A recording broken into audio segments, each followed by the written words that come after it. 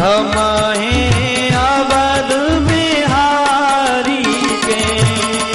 साधु सेवा धर्म हमारा, कामन दुनियादारी के। साधु सेवा धर्म हमारा, काम न दुनियादारी से।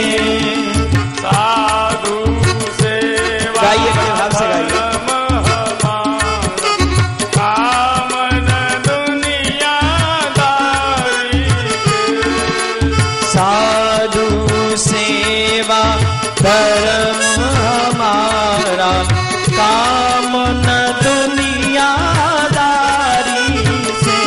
कोई भला कहो चाहे बुरा कहो, हम हो चुके अवध बिहारी।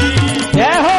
चाहे बुरा कहो चाहे भला कहो, हम हो चुके अवध बिहारी के। हम हो चुके अवध बिहारी के। हम हो चुके अवध बिहारी के। ठाकुर हमरे अवध बिहारी, हम हैं अवध बिहारी के। ठाकुर हमरे अवध बिहारी, हम हैं अवध बिहारी के। सीताराम राम राम, सीताराम राम राम, सीताराम राम राम, सीताराम राम राम, सीताराम राम राम, सीताराम राम राम, सीताराम राम राम, सीताराम राम राम। राधे श्याम श्याम श्याम, राधे श्याम श्याम श्याम, राधे श्याम श्याम श्याम, सीताराम राम राम। राधे श्याम श्याम श्याम, राधे श्याम श्याम श्याम, राधे श्याम श्याम श्याम, सीताराम राम राम। राधे श्याम श्याम श्याम, सीता राम राम राम, सीताराम राम राम, सीताराम राम राम, सीताराम राम राम, सीताराम राम राम, सीताराम राम राम, सीताराम राम राम, सीताराम राम राम, सीताराम राम राम, सीताराम राम राम। बोलिए वृंदावन बिहारी लाल की जय। तो हमेशा समर्पण के भाव में रहिए, जहां रहिए जैसे रहिए, पर इस भाव में रहिए कि हम गोविंद की गोद में बैठे। बेटा, छोटा सा बच्चा जब अपनी माँ की गोदी में बैठा रहता है, आप बताओ कोई मार सकता है उसे?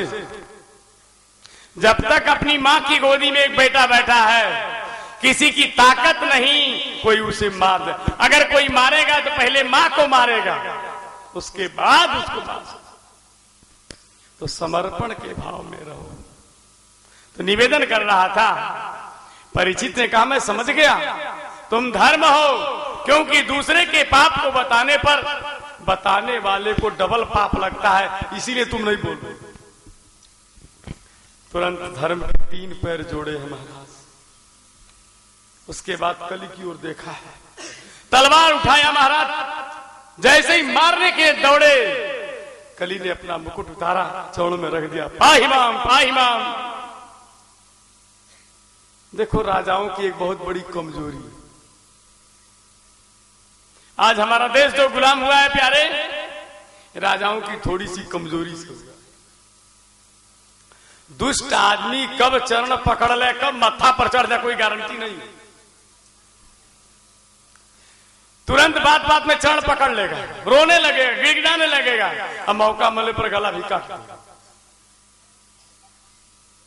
परीक्षित के सामने कलयुग जब मुकुट रख दिया चरणों में, पाहिमाम कह दिया, तो परीक्षित ने कहा हम तुम्हें अभय करते हैं। परिणाम आज आपके सामने कलयुग का आतंक दिख रहा है, देख लीजिए। उसी समय अगर परीक्षित जी मार दिए होते तो आज ये दुर्गति हम लोगों की नहीं होती। चरणों में गिर पड़ा महाराज। परीक्षित ने कहा अच्छा कोई बात नहीं, हम तुम्हें मारेंगे नहीं, पर हमारे राज्य में मत रहना। कलयुग ने कहा कहां जाए महाराज? कहा जहां हमारा राज्य नहीं है। कहा महाराज हम तो जहां जाते हैं वहीं आप दिखाई दे रहे हो, मैं जहां भी जा रहा हूं सर्वत्र आप दिखाई देते हो महाराज। अच्छा महाराज ये बताओ क्या मैं आपकी प्रजा नहीं हूं? फिर मुझे भी अपने चरणों में रख लो महाराज। अरे 2-4 स्थान दे दो मुझे भी। द्यूतम पानम स्त्रिया सुना यत्रा धर्म चतुर्विधा, 4 स्थान कलयुग को दिया है। प्रार्थना यही है और आपसे हम भीख भी मांग रहे हैं। इन 4 स्थानों को ठीक से सुन लीजिए, हो सके तो बचिए इनसे, जहां तक बन सके प्यारे इनसे बचिए, ताकि कलयुग महाराज से थोड़ा सा किनारे हम रहे तो ठीक रहेगा। पहला जुआ। कली महाराज का निवास कहां है? जुआ में। प्यारे कितना भी धर्मात्मा आदमी हो, अगर जुआ खेलेगा तो मिट जाएगा, जैसे धर्मात्मा युधिष्ठिर। तो जुआ में भूल करके मत जाओ प्यारे, जुआ मत खेलो। शराब में कली महाराज रहते हैं प्यारे, तो भूल करके भी शराब के नजदीक जाने की चेष्टा मत करो।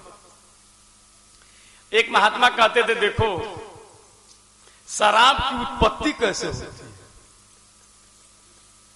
शराब महुआ से बनता है। ये आप लोगों में कितने लोग महुआ का पेड़ देखे ईमानदारी से बताइए?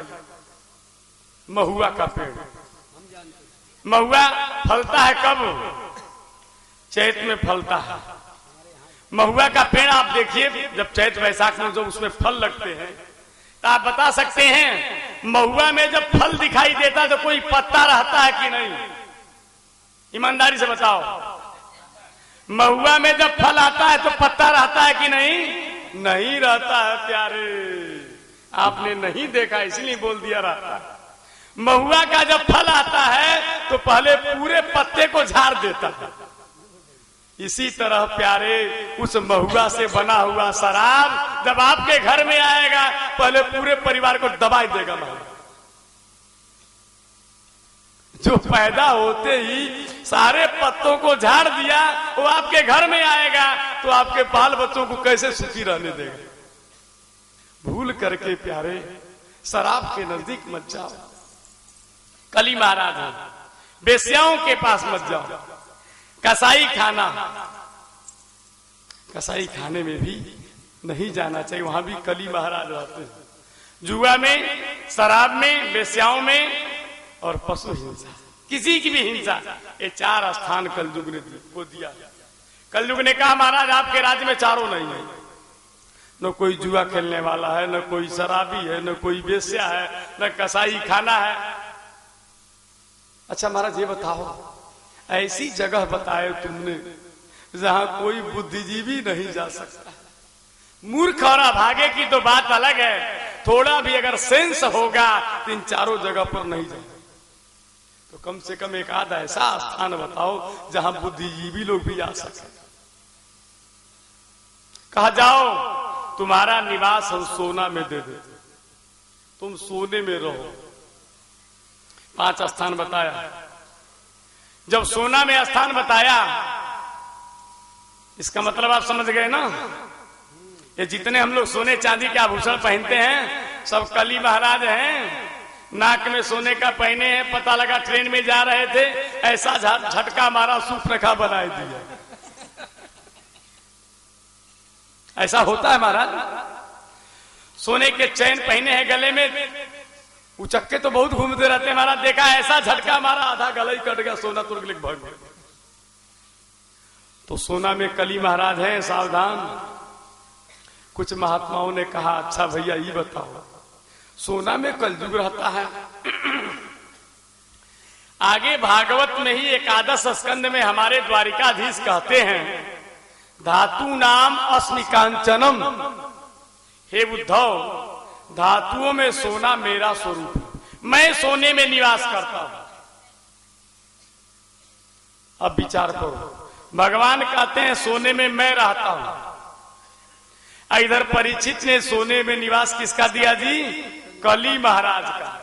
तब दोनों बताइए, सोना में कलयुग रहते हैं कि सोना में भगवान रहते हैं? ये निर्णय कैसे हो? महात्माओं ने निर्णय किया, कहा जो 1 नंबर का सोना है, जो अपने पसीने की कमाई का सोना है, जो अपने पूर्वजों की कमाई का सोना है, उसमें भगवान विराजते हैं। और जो 2 नंबर का, जो छीना झपटी का है, भाई भाई का बंटवारा होना था, पता लगा बंटवारा होने वाला तो घर में जाकर जितना सोना था सब पेटी में पैक कर दिया, बंटवारा कर लो जो है उसमें। तो वो जो छीना झपटी वाला सोना है महाराज, कली महाराज उसमें रहते हैं। वो जरूर नाक कटवा देंगे, वो गला भी कटवा सकते हैं महाराज, वो कुछ भी करा सकते। अब एक प्रश्न अपने सामने आया, हमारे घर में सोना है, हमारे दादा परदादा ने कमा करके रख दिया, हम कैसे जाने कि 1 नंबर का है कि 2 नंबर? बोलिए बब्बू जी, कैसे निर्णय आप करिएगा?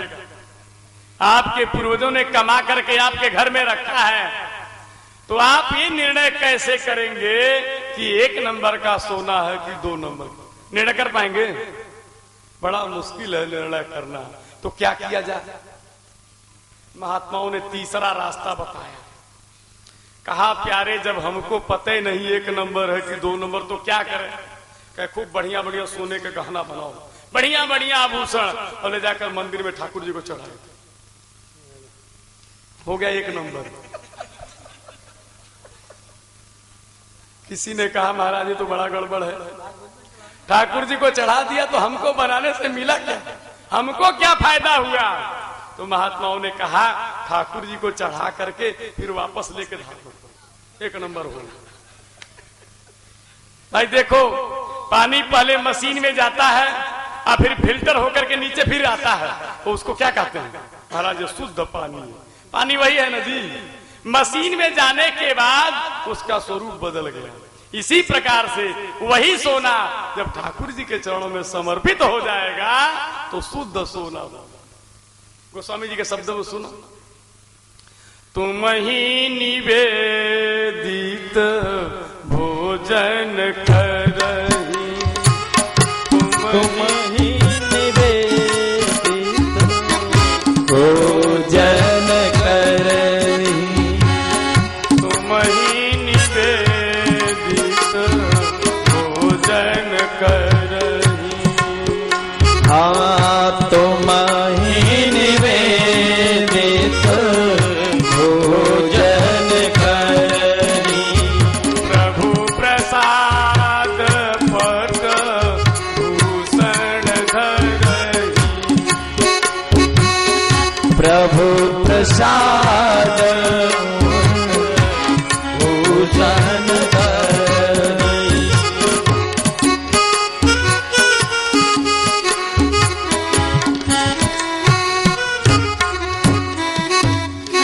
कुछ भी खाना है पहले भगवान को समर्पित करते थे, अन्न दोष से मुक्ति मिल गई। कुछ भी वस्त्र धारण करना है, सोना चांदी पहनना है, भगवान को समर्पित कर दीजिए, शुद्ध हो गए। कलयुग को स्थान दिया, परीक्षित चले गए महल में अपने महाराज। अब कलयुग मौका देखने लगा। एक दिन राजा परीक्षित अपने महल में बैठे थे, उनको लगा हमारे दादा महाराज युधिष्ठिर का साम्राज्य बड़ा भव्य रहा है, मैंने सुना है उन्होंने धर्मपूर्वक शासन किया है, तो देखें हमारे दादा ने क्या क्या कमा करके रखा। लगे महल में महाराज निरीक्षण करने। एक बहुत बड़ी संदूक थी, सेवकों से कहा खोलो। संदूक जब खोला गया महाराज, तो संदूक से एक बहुत विशाल बड़ा सुंदर मुकुट निकला महाराज। श्री परीक्षित जी ने मुकुट देखा और देखते ही परीक्षित जी का मन चल गया। वाह, इतना सुंदर मुकुट हीरे जवाहरात माणिक के जड़े हुए हैं और पेटी में सड़ रहा। हम राजा किस काम का हम नहीं धारण कर सकते क्या? निकाला मुकुट महाराज और तुरंत पहन लिया। जैसे मुकुट पहना नहीं, कली जोर से हंसा और चढ़ बैठा सिर। ये मुकुट कौन है, कहां से